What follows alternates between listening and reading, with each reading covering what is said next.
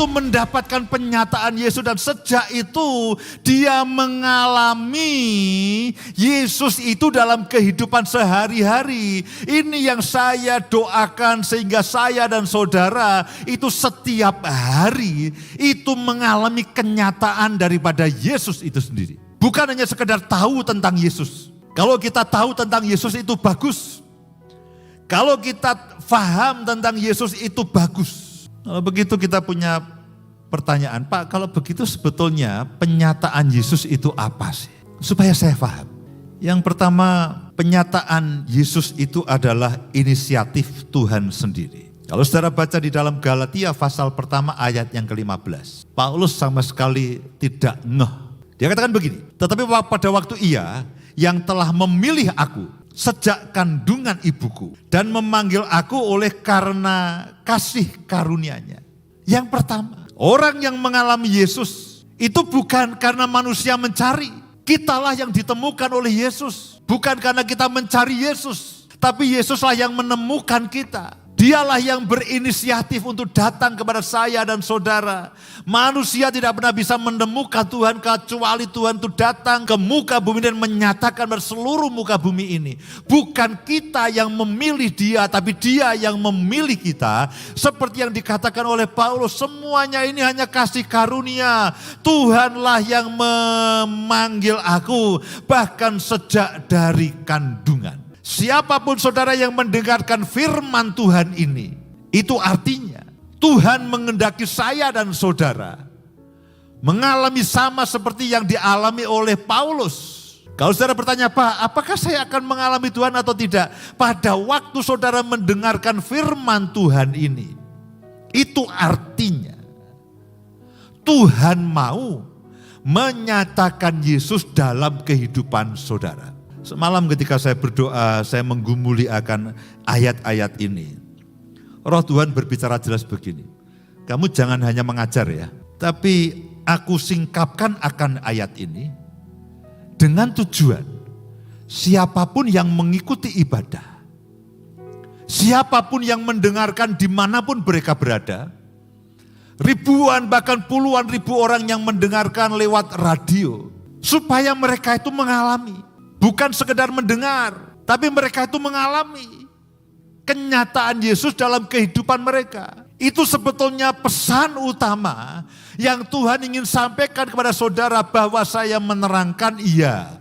Saya berdoa Roh Kudus memberi saudara pengertian iya. Tapi sebetulnya pesan paling kuat yang semalam saya dapatkan daripada Tuhan adalah aku mau supaya setiap anak-anakku itu mengalami seperti yang dialami oleh Paulus. Itu bukan sekedar Injil yang diwartakan manusia. Itu bukan sekedar kabar baik yang diwartakan oleh manusia. Tapi lebih daripada itu aku ingin, kata Tuhan, supaya siapapun yang mendengarnya, mereka mengalami.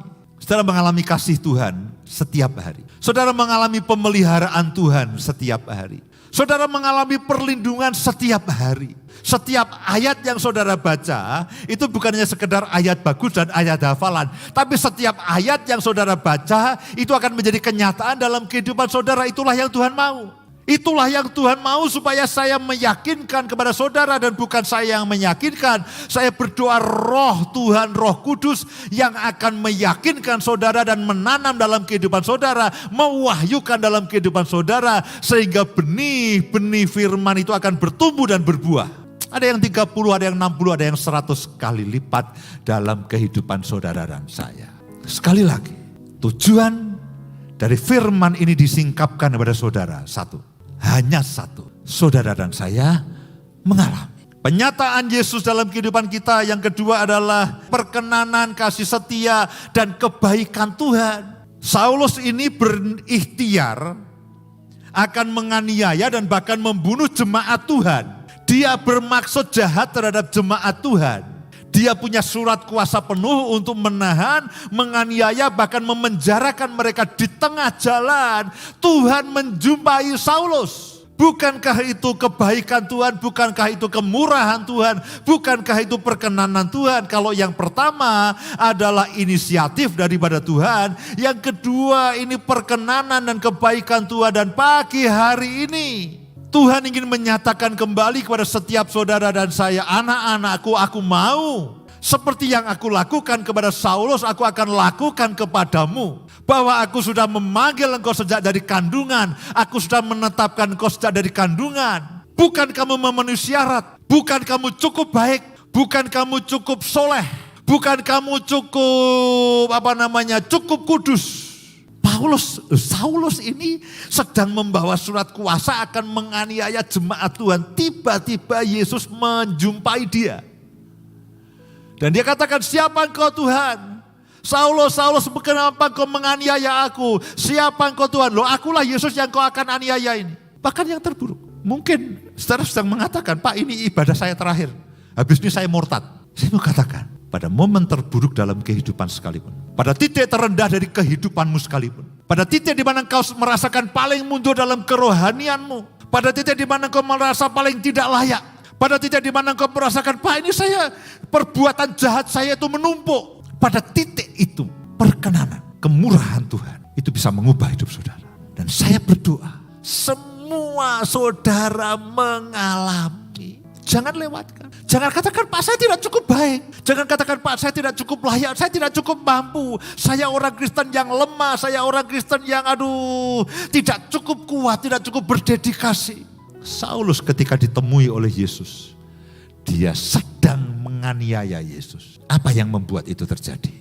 Kemurahan, perkenanan, kebaikan Yesus yang tidak kita pahami. Satu-satunya pemahaman kita tentang kebaikan Yesus adalah kebaikan Yesus yang tidak terpahami. Itu yang kita bisa pahami. Bagaimana mungkin?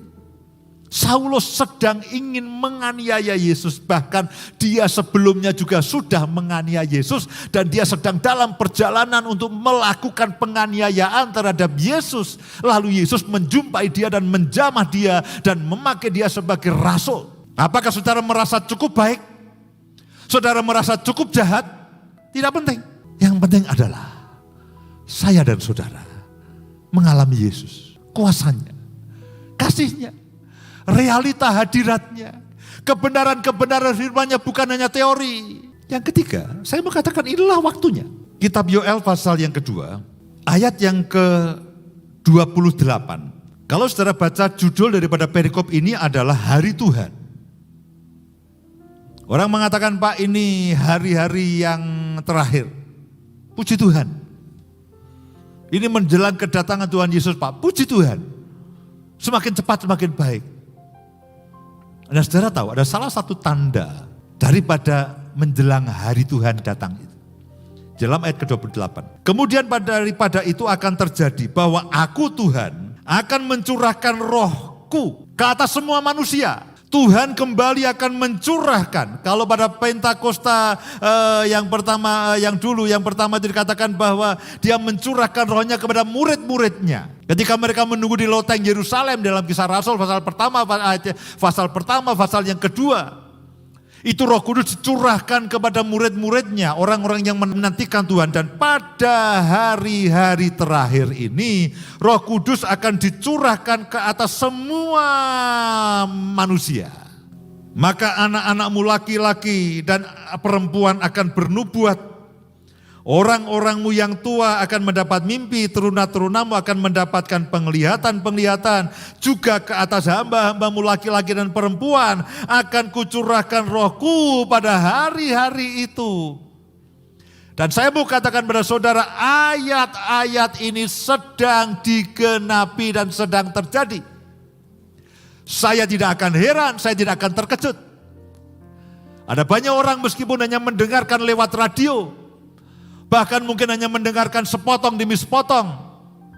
Karena mungkin sinyal tidak lancar dan sebagainya, siaran tidak lancar dan sebagainya. Tapi saya tidak menyangkal dan saya tidak mengatakan bahwa tidak bisa, engkau harus mendengarkan selama 10 jam baru mengalami Tuhan. Alkitab mengatakan hari-hari ini, Roh Tuhan sedang dicurahkan ke atas semua manusia.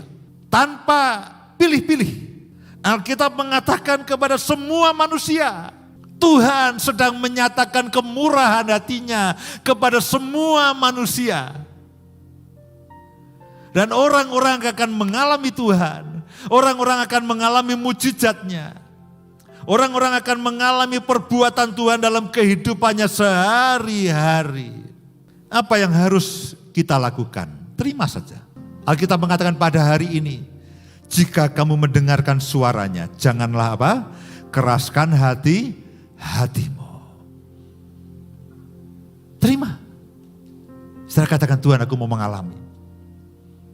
Jangan lihat latar belakang, jangan lihat keadaan manusia. Tuhan sedang baik hati kepada kalian dan dia terus baik hati dan selamanya dia baik hati.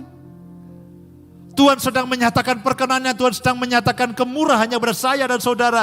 Dan dia ingin saya dan saudara mengalami penyataan Yesus, mengalami semua kebenaran firman-Nya dalam kehidupan saya dan saudara.